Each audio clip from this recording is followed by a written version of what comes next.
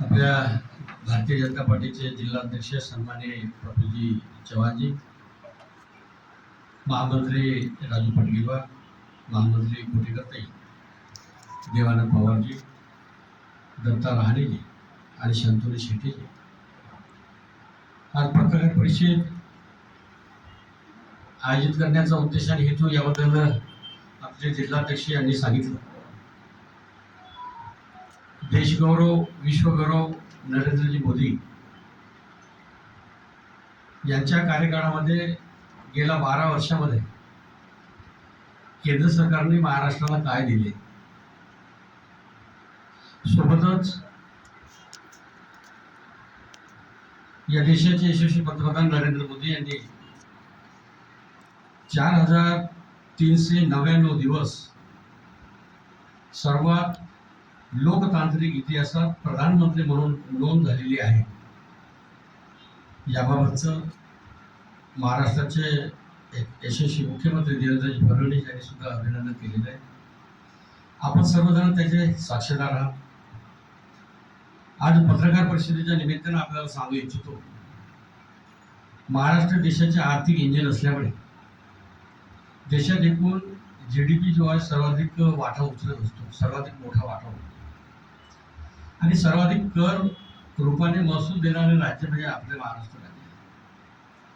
2014 ते 2026 या 12 वर्षाच्या कालखंडामध्ये देशात आणि राज्यात अनेक राजकीय घडामोडी झालेल्या आहेत. केंद्रात पूर्ण बहुमत असल्यामुळे आणि महाराष्ट्रात सुद्धा आपण पाहत आहे यशस्वी काम करण्याची संधी महाराष्ट्राचे मुख्यमंत्री देवेंद्र फडणवीस यांना सुद्धा मिळालेली आहे. आज तुम्हाला प्रामाणिकपणे आपल्या जिल्ह्यामधील माहिती व तुमच्याशी संवाद साधतेवेळी अतिशय आनंदाने सांगावं असं वाटते. सांस्कृतिक वारसा जो आहे या देशाला, सांस्कृतिक वारसा कोणता लागला असेल तर पहिलं प्रथम तर राम मंदिर झालं, काशी विश्वनाथ कॉरिडॉर झालं, महाकाल मंदिर झाले, अशी अनेक प्रकल्प झालेले आहेत. याची कल्पना तुम्हाला आहे.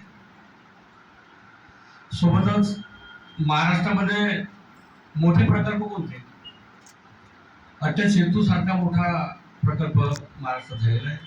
मेट्रो, अनेक विमानतळ झाली, सिंचनमध्ये प्रचंड प्रमाणात वाढ झाली, बंदराच्या निमित्तानं रेल्वे व अनेक योजनेच्या माध्यमातून आपल्या महाराष्ट्राला मिळालेले आहे. सोबतच अनेक योजनेच्या माध्यमातून महाराष्ट्रातील जनतेला लाभ मिळालेला आहे. आज NDAची सत्ता देशातील एकूण 12 राज्यामध्ये आहे. सोबतच जनधन योजनेचे 58 कोटी खाती उघडलेली आहे. त्यापैकी मोठा वाटा महिलांचा आहे, 58. आयुष्यमान भारतमुळे आयुष्यमान भारत योजना